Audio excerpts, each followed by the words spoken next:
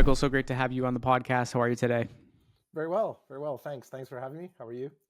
I'm doing well. I'm excited for this chat. So let's dive right in. For our audience, this is your first time being on. Give us a little bit of a background on yourself, and then a quick overview of Pleo, and then we'll go into our chat here today. Born and raised in Montreal, Canadian. Corporate entrepreneur, spent the better part of my career always on the corner of people and technology. Started out manufacturing bicycles, found my way into clinical trials, did CME for doctors, little stint in the fashion industry, and now for the last little over a decade, I've been squarely focused on getting people to have better medication behaviors. What I would love to do is kind of, as it relates to medication adherence, kind of start with the why behind like why this is such a big challenge in the US. So, if you could share, why is medication adherence still such a big challenge here in the United States? So, like most problems that kind of persist, it's complex, meaning it's multidimensional.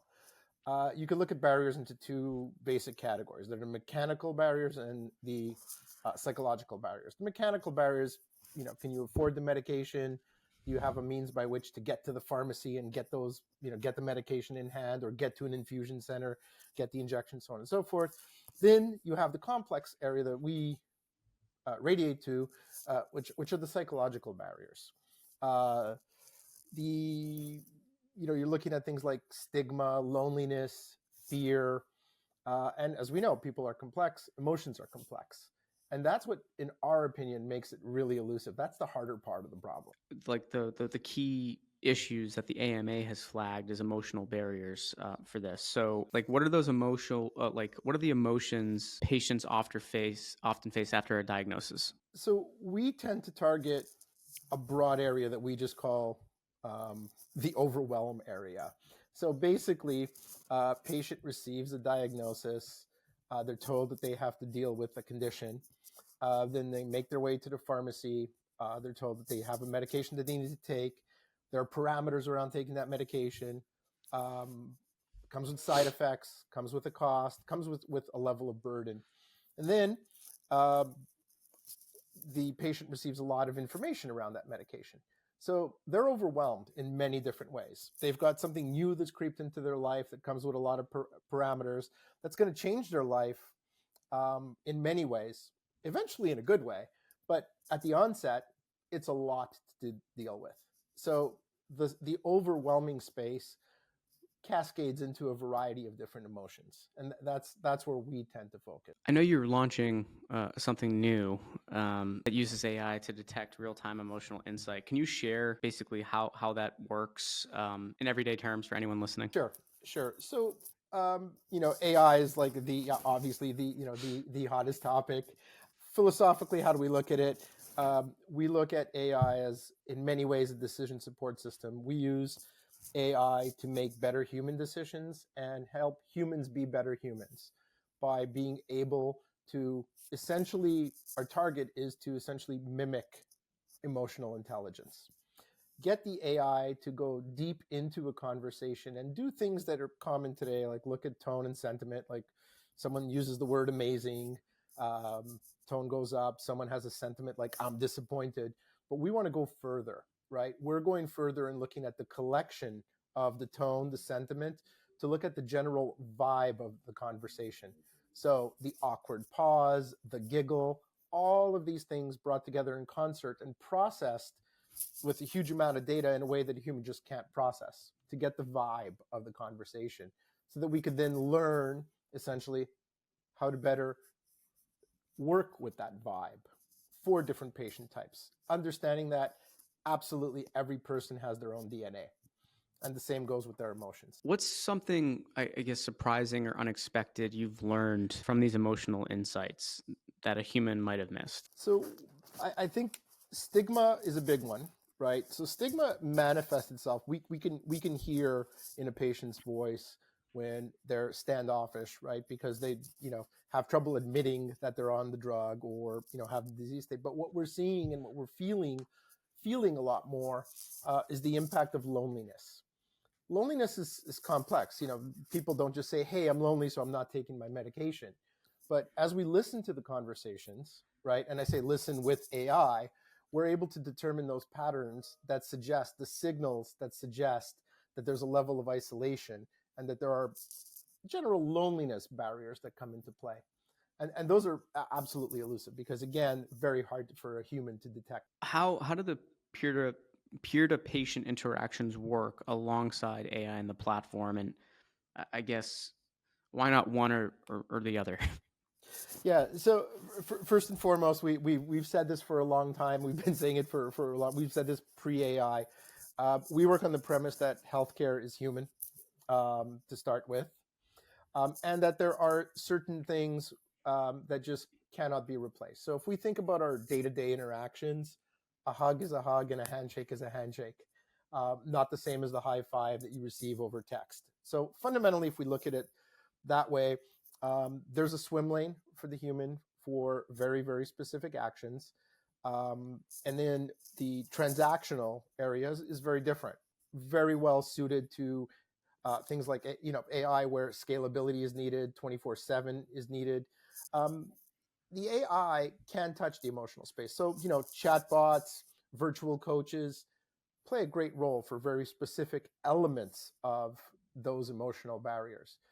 But when it comes to the core human connection, that's a trigger in many ways, or an enabler of helping patients find knowledge, confidence, and skills.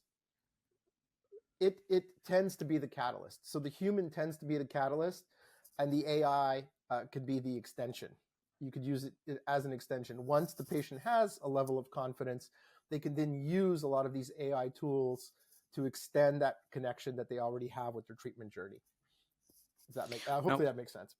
that makes perfect Great. sense. What kind of talk me through a little bit about the kind of impact that you're seeing, and are are patients actually staying on track more often as a result?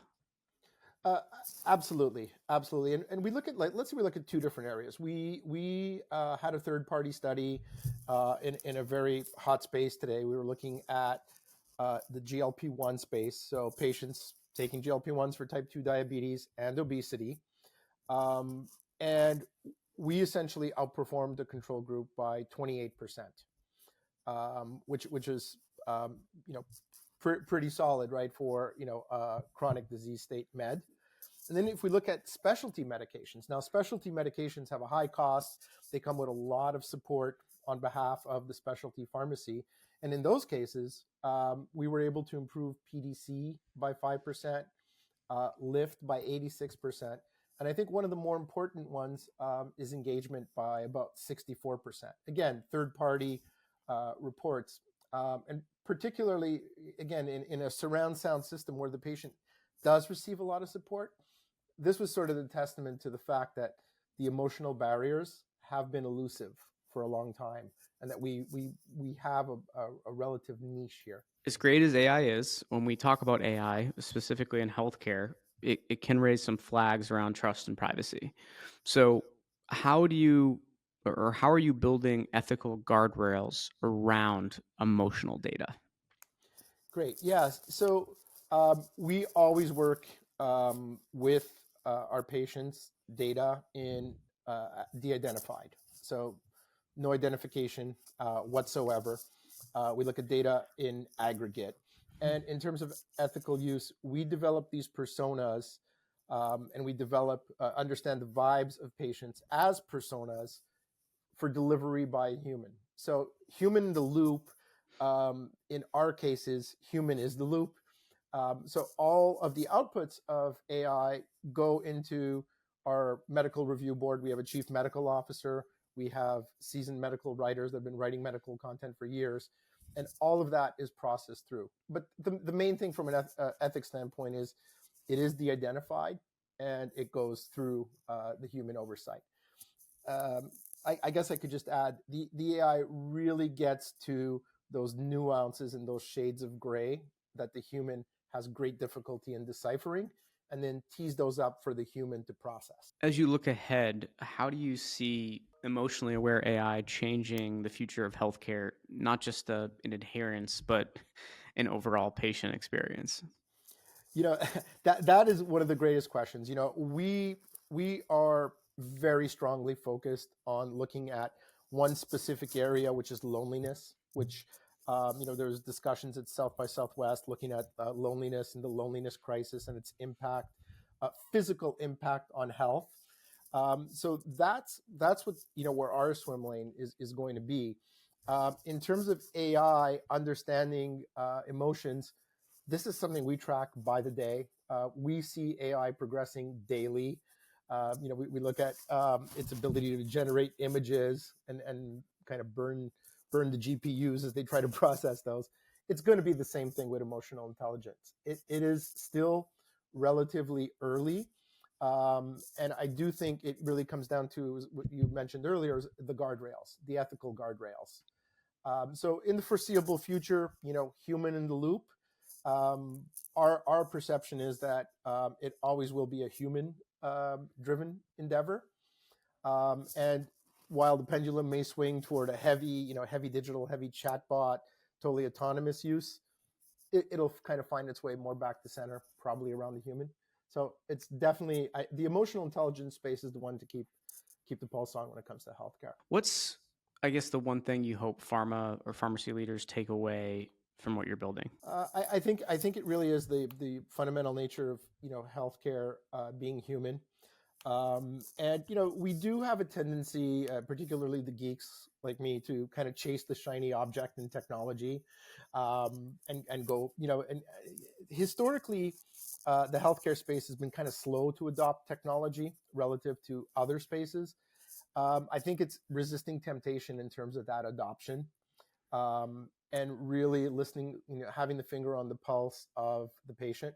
So looking at that patient data, looking at how they're processing these things, because while a lot of these things are new, it is over a longer term, right, that will determine exactly how useful they are, and how adopted and how sticky they are. So I think it's, as the pendulum shifts, right, as we go from being slow to adopt technology, this technology is so powerful and so enticing. I think we just need to be measured in the way that we adopt it. And we try to compartmentalize it. We try to really plan these things. And for us, it's two buckets. You've got the transactions that are perfectly suited toward 24/7 rapid scalability and efficiency. But then you have the emotions where, let's be careful with the way we play with people's emotions. That's sort of our guidance, and that's how we look at it. So technology, AI is in the background relative to the emotional. As we wrap up, Michael, what's next for the company? Um, I would say square focus on loneliness.